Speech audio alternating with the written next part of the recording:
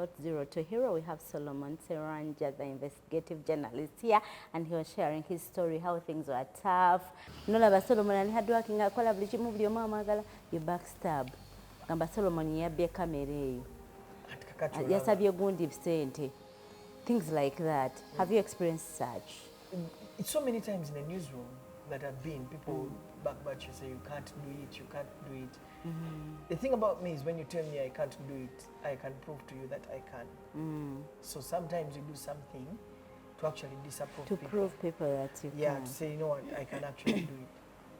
Yeah, so... But what challenges have you experienced, even when you're passionate and you're doing your best? You're focused, you're studying, you're doing your work.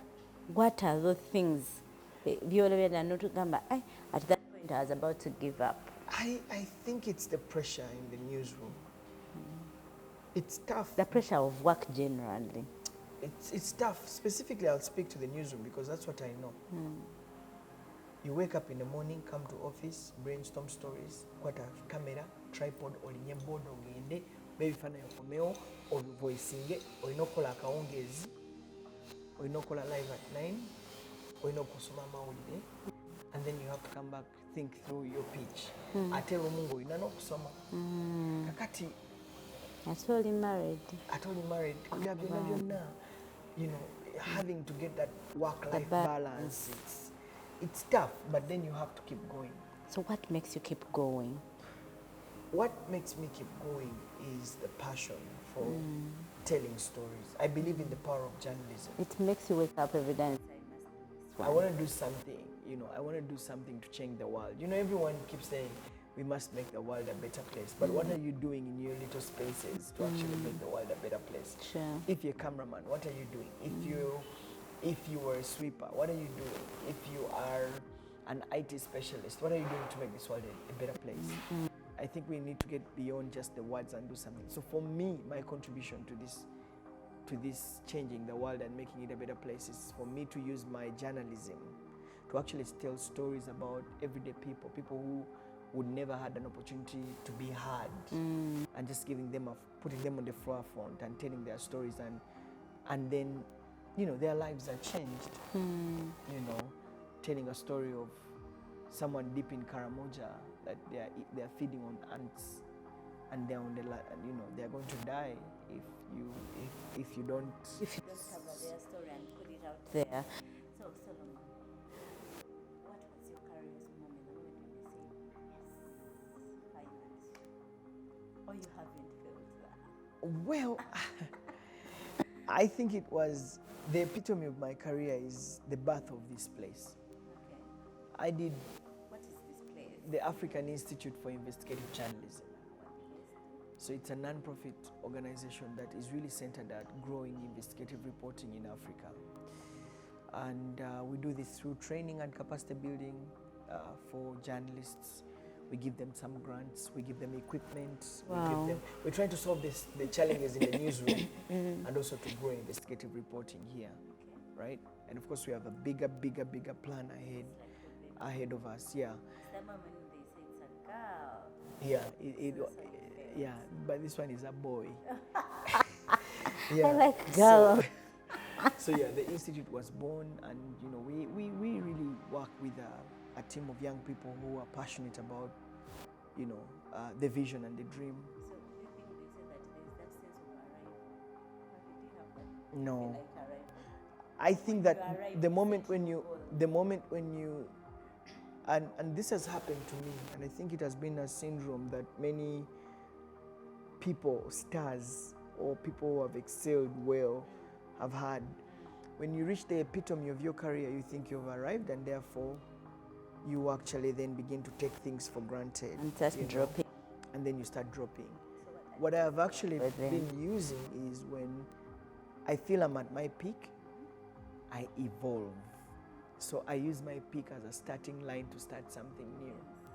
I felt like that when I was at UBC, I evolved. I joined NTV. Now when I joined NTV, NTV had stars. So I had to work my way up and prove myself that I could actually rise. Sure. When I rose to NTV, I felt okay, I'm here. Then I evolved To NBS. to NBS. I left NBS, went to the BBC, evolved until when I like, okay, enough is enough. Now I am evolving to start the institute. The institute is now, it's just on its takeoff, and I believe that when it hits where I perhaps visualize it to be, maybe I will evolve into retirement, and just. How old are you? Me. I am sure you're not yet on the 4th floor, or just about the 4th No, floor. I'm not yet on the 4th floor. Yes, so why are you calling retirement? Because in we have- Uganda, we retire at 60. No, we retire at 40. Oh, Yeah. More maybe largely 45. By 45, I shouldn't be hustling. sure. I should be chilling. Ah, Solomon, the thing is, chilling is not going to be possible. You want to work until when you're 60? No, but you have to put up challenges up to yourself, otherwise life becomes boring. Then you chill and know you're kuzokoze. Already you've traveled the world. Know you're kuzokoze. You Okay. start chilling. So as we conclude, what is the thing that that someone watching should know as they are breaking down, as they are trying out things? They have been in the newsroom for 10 years, they have been at their job for 10 years, but things don't seem to be working out. The difference between successful people and mediocres is that they take an extra lap. If you've been running 10 laps, they will stretch and run the last lap, and they make it 11th. There's always this saying that there's space at the top. Always. There is. There's always space at the top. Even when you're on the mountain, people will run the first lap and then people will drop off. But as you go ahead, it gets tough, but you know there's always space at the top. So what is that extra thing that you're doing that makes you extraordinary? You know, the word extraordinary comes with the word extra. So there's the ordinary stuff that everyone does. Is doing. But then you have to add extra for you to be extraordinary. You know what I mean? So in your workplace, kiki gwe kyokola ekikusukkuluma ku balala? What do you do that? Oba tonnatandika kitandika. Kati kanku example, mu kisaawe ky'omupiira mbeeramu abazambi.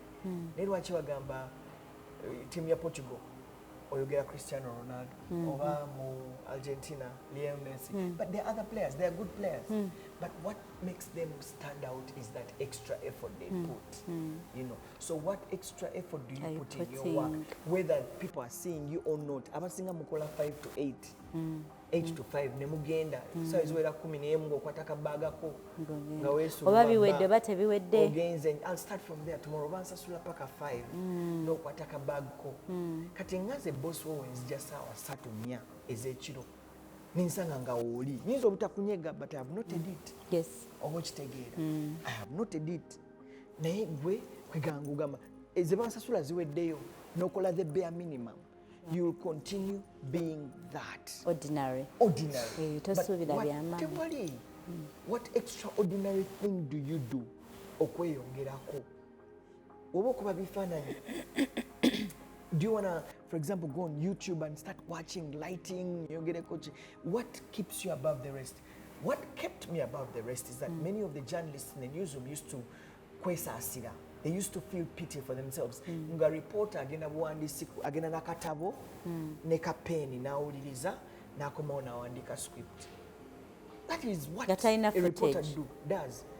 As Solomon Serwanjja, I would get a camera.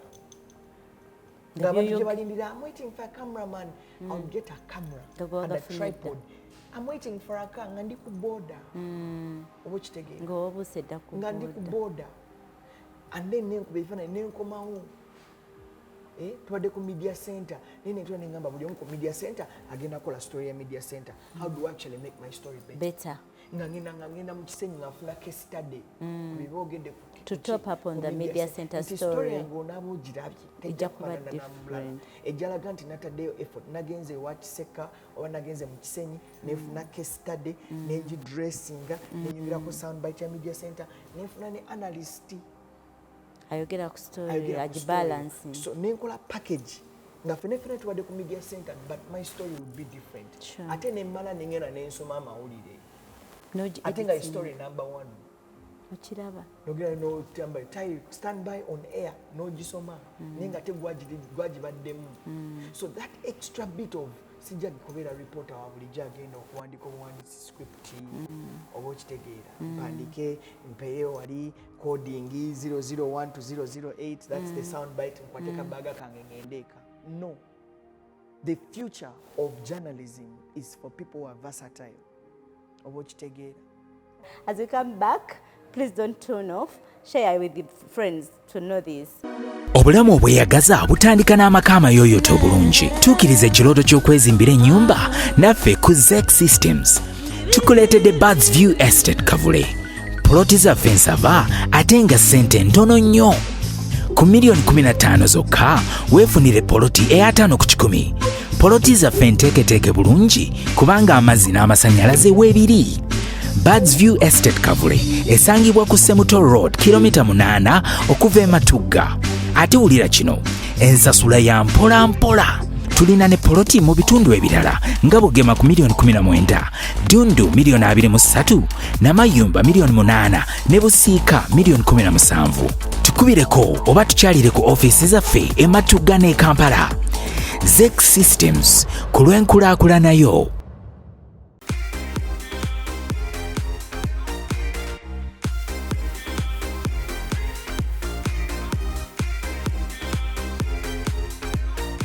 Olina okubeera ng'oli mujagujagu. I think abaganda bakosa ekigambo kyenjagala ennyo. Olina okubeera ng'oli mujagujagu.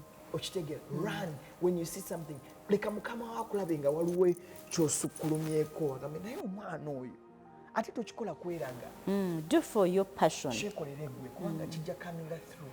Sure. Nti it will just illuminate of you. But that guy, omwana oyo omukitegeera, omwana, that has been my strength. Wow. If I can do it subconsciously gwe n'okiraba naye solo newenzigyewo nga mukama wange akasaala naye kati nafuna omukyala n'abana naye nsaba kunyongeza kasaala naye agamba omwana akolanga cameraman akolanga video editor uyo mulaba asoma mawulire uyo ali ku social media promoting a brand lwaki sikwongeza nwekyo abantu balekera awo okukola ebintu bya bulijjo average ordinary. Just go beyond others. Kikyosukkulumye ku balala.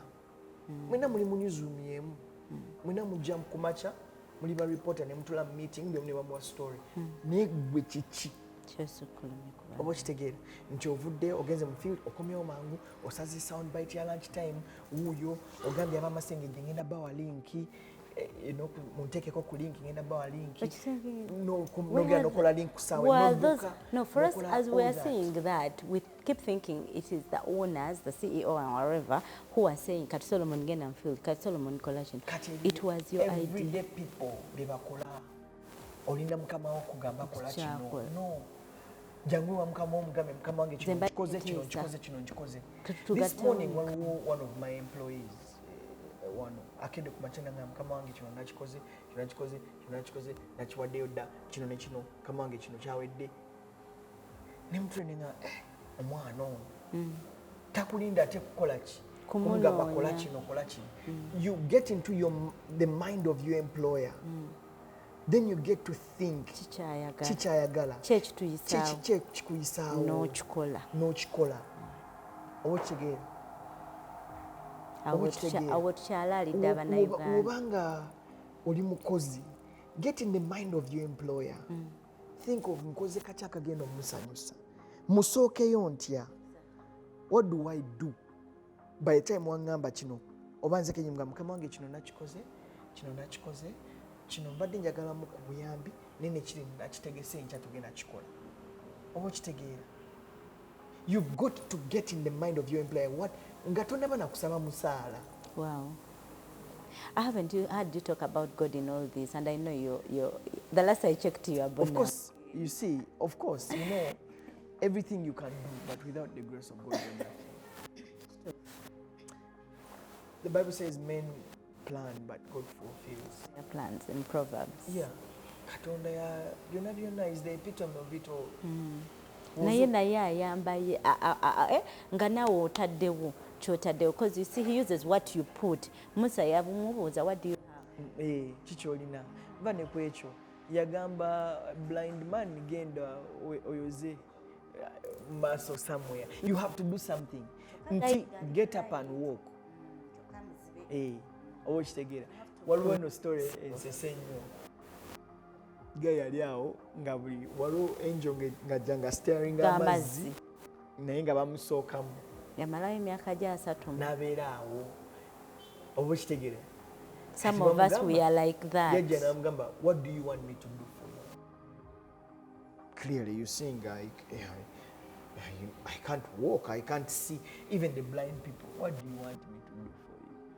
Clearly, what is that? You see I am blind. Naye ng'agamba kiki, play your part. Kiki kyoyagala nkolere?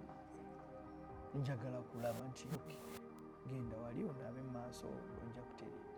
You have to do something to move God. So olaba ne kankulaga example olwa abantu Katonda bayagala ennyo nga kiki kyembadde nga nti ogenda mu mayindi ya Mukama wo n'ogamba ayagala ki. Waliwo omukyala mu Bible mwagala nnyo, omukyala yalina issue of blood, mu Luganda ndakita ekikulukuto. Omukazi oyo teyajjanga akaaba nti Mukama amponya. Teyajja nga balala Yesu mponya, Yesu mponya, no. But she told herself, if I just touch the hem of his garment, kiba kiwedde. Era najja n'akikwatako. I'm imagining Yesu ali mu crowd nanga who touched me. I love that story because someone moves God even without God knowing. Like she has pressed on past the abantu banji, imagine then ugamba nzisa. I know my issue. It is sensitive. Sina na bwe mbinyonyola wali ku katuuti. Kasita mukwata. Ko mba maze. Kasita ntuka mu MBS mba maze. Help. Jesus started. Who touched me? One of his disciples got emunange. Bantu banji. I know because they say they were moving in a crowd. Naye ani ako? Buli omu akwata. Nagamba wali wangu. You must so impact. Kati naffe abantu ffe abakozesa abantu oba be batukozesa kikigamba naye mwana ani akoze kino. Yes, I know, like cause some presence. Naye oli awo olinze bosi wajja akubuuza agambe awo nga toyezeewo nakuwadde report wagimaze kino nakigambye okikole wakikoze. I know. Then nompa reason ate tuli bangi instead of results. Wobeera kansembyeyo kano. If you are an employer and all you give to your employee is reason and not results, zikusanze. Omanyi ba employers twagala nnyo bakama baffe they run after us. batwegayirire lwaki wajja ng'osaba omulimu munnange konna munnange ntudde waka. If I can only make it bakuwadde omulimu. Otandise good taking up for granted. Mukama wa atandise kugoba. Nti banaye nagambye kwegamba akutegere eno n'omuyita. Ate ne bwombireeta after a long time you bring shoddy work. Kwega n'obeera awo. Nga toggoka. But that's the highest population. Naye kakyembuuza. Kati gweoyagala tukolere ki? You're giving reason. All the time. Munange sinamukola kino omwana yalwadde. Nga okay. Munange nafiiriddwa. Munange najja omutwe gunnuma n'ensuka ne neebakamu. Kwegamba gwe buli kaseera ompa nsonga. Ekisobo ekijja it cuts you. Definitely. Ate we have reasons. There's no funding. And you're out. Checho, project yewedde kugenda. Banange. Kakati nyabo wange. It is for me, nze team yange manyi benkola nabo. It is results, not reasons. Tompa nsonga zo. Oba omwana yalwadde n'omutwala mu ddwaliro n'omuzzayo n'omuzaayo eka saa 11. jangu ku mulimu kubanga Okole. ekya report wemba njagala tuba tujagala find a way. tongamba ate omwana yabadde mulwadde kale yes that's good wavudde ku office ku saa 2 notwala omwana mu ddwaliro n'omuzza ewaka sikikyo tikale. So what did you do for the rest of your After well bigwa byokya results abantu abali eyo nga mulowooza genda mugenda kubeeraawo kubeeraawo egamba mubeererezi tofa ku byokola Tosoma. wajja ngaonoonya omulimu okaba bukaabi bakuwadde omulimu oli awo oguzanyisa oli awo kwegamba wejalabye oli ku tiktok oli ku youtube kwegamba ozze ku ofiisi oguddewo kompyuta oli ku facebook kwegamba oli muzi selfie obudde ne buggwako ng'oli ku ebyo ddala ddala n'otuula wansi n'ogamba leero naye organization gikoze zikedde ki nga tewali. Check yourself. kati gwe nga lwaki sikugoba Totugoba mutuweeyo chance. tewali bya chance kati nze nkufunamu ki oli ku tiktok oli ku Ange sina instagram bwe mbawolereza oli ku tiktok instagram olimu postinga status lunaku lwonna nkoleddeko ebulaaya tebakola na masimu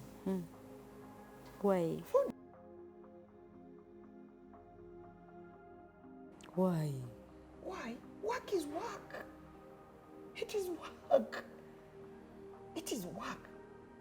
ndowooza owulidde baby gwalina essimu yo oli awo kuklona conversation tonnakola. Over any time, you get your phone on lunch break. You have lunch, it's your 1 hour. I have my cousin in Canada who keeps telling me it's my lunch break. Nfulumiemu kankuchekingeko naddayo. That's it. And I keep wondering why. Ethics, work ethics. If it's mulimu, it's mulimu. Akalimo kafuusa akalimo. If you're going to have your lunch break ng'odda ku TikTok. You have 1 hour from 1 to 2 to do to TikTok. yourself. To do TikTok. TikTok, nokola Facebook, Facebook, update status, go back to work. All day okole. Then you have that 4 to 5 gund. You come back over 5 p.m. Naye oli n'abeera ku the whole day. Ate tuli bangi TikTok, Twitter. Ng'oli okwo naye nga tewali result gy'owadde mukamawo n'ekyo. And you're not earning from TikTok meanwhile. You're not. If you're earning from it, it's your job. Ng'ogamba nze omulimu gwawe guli wano kola content. But if you're not, then nga olina waliwo akozesa waliwo omulimu gw'olina okukola naye tonnaba gumala. Kamawo naakusanga ng'oli ku TikTok, oli ku YouTube olaba firimu, waliwo balina obuze akwata ka firimu n'akateeka ka box akatono n'akateeka wansi ka mini screen wano na opening wa document noga na typing naye nga wali ali bwati ngali ku Jackchan ali ku Jackchan baba kwekudde leero this year Clona conversation is becoming too tough.